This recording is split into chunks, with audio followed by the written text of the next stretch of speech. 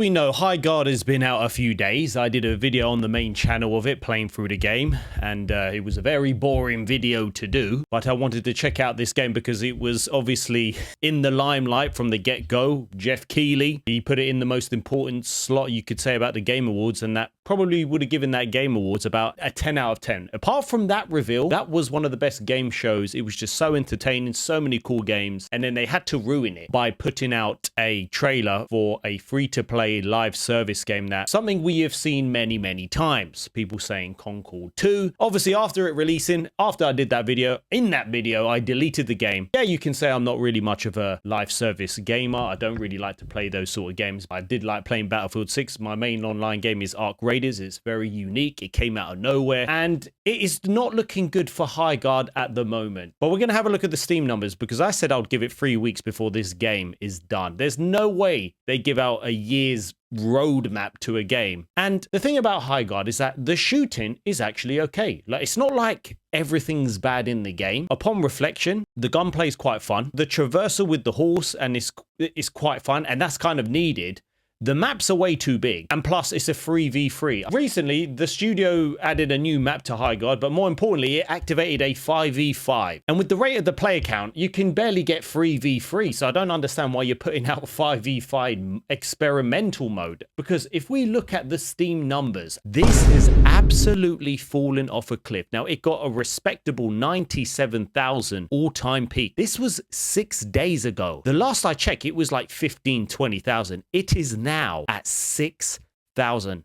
I said 3 weeks until this game gets cancelled, and I don't think I'm going to be wrong. I don't see why you're going to want to support a game. Yes, I know it's out on PlayStation 5. Is it out on Xbox as well? I understand that, but you have got 6,000. You have lost, like, I don't know the percentage, what, 90% of your player base? This literally came out on a Monday. Oh my gosh, it's not even been a week. Tomorrow, it would have been a week, and it has lost literally all of its fan base. It's looking like 90%. It's something we've seen before. I'm sorry, it's nothing new. It's quite, I'll say it's quite fun. It's quite unique. But no, what am I saying? The gameplay is not bad. It's okay. But in this day and age of 2026, you can't just put out an AI character-driven game. It just feels like this game was rushed. It feels like there's a lot of things missing in this game. But the studio CEO has spoken, and he says the toxicity is challenging, wonders if the Game Awards reveal was the right decision. Well, how else are you going to kind of reveal your game? I'm going to continue to ask myself. I don't get why game developers don't just ask their fan base what they want, because it's like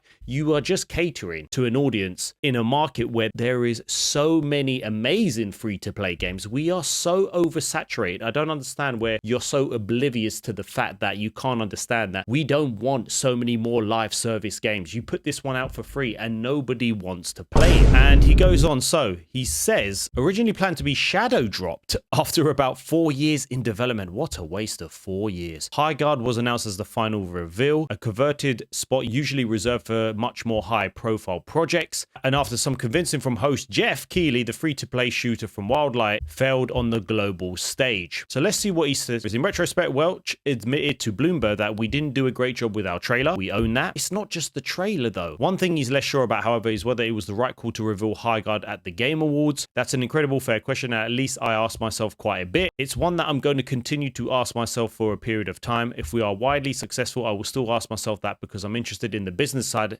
and how we communicate to players and press. And was that the right way? Was there a different way? This is not the problem. If you had an amazing game, then you'll be saying that, wow, we got our game out to millions of viewers and now it's a success. So you can't say it's the reveal. No one wants this sort of game. Whether you chalk it up to live service fatigue, the game's reveal, or actual questionable game design, there's no denying the general reaction to Highguard has not been positive. Critical reviews are still trickling in. Welch isn't sure if the Shooter's Now infamous Game Awards trailer had anything to do. It's not got, well, of course it has something to do with it. I still think this game would have fallen off a cliff, even if it didn't get shown at the Game Awards, because it would have come out and probably a lot of people wouldn't be talking about it because it is that bad. They probably think, oh wow, another live service game, let's move on.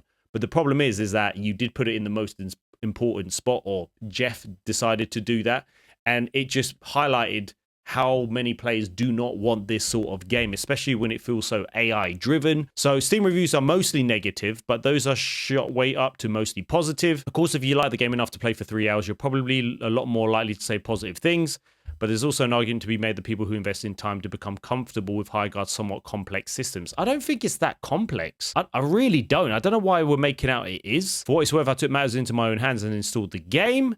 I haven't played nearly enough to form any resemblance or concrete opinion. I feel like with a live service game, now there are games and single player games like, say, Days Gone. A lot of people don't like the start of that game because they're like, oh, this actually feels too slow. It is a slow game, but there's a massive payoff at the end because it's an incredible story from my opinion. And it's something that you want to dedicate your time to a story. That's different. With a story-driven game and an open world game, it takes time to get used to the mechanics. With live service, I feel like the audience with the live service, they want that instant endorphin kick. The gameplay loop needs to be quick. You need to get into a game, come out of a game. It's like that with Fortnite. It's like that with Arc Raiders. You don't want to spend too much time on the lore. Like with Arc Raiders, they did a very good job explaining it, but not in a way where Concord, they had so many cutscenes to a live service game that nobody was interested in. And with live service games, you need to get that gameplay. You need to get into that gameplay quick so you can get that endorphin. You can get that excitement for the game. And then you just want to keep playing and playing. And the problem with Highguard, that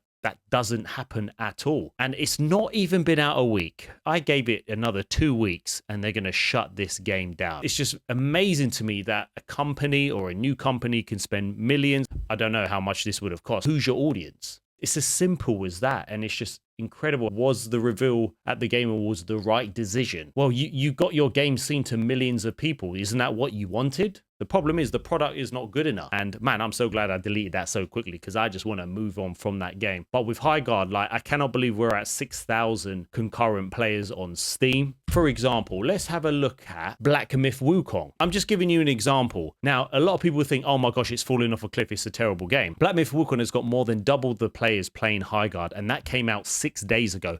This is a story-driven single-player game. It reached a peak of 2,415,000. Now, I think this is an amazing game. I haven't played it since I completed it. I still think it's amazing, but it's a different player base. That's what happens with single-player games. This is what happens, especially when it comes to years later. But to think it's sitting at 6,600 players, and it's going to probably continue to drop. So I still think it's going to be cancelled or in like 3 weeks, or there's going to be an announcement. There has to be something. I don't know what you think about Highguard. What incredible news. What is going on in the gaming industry?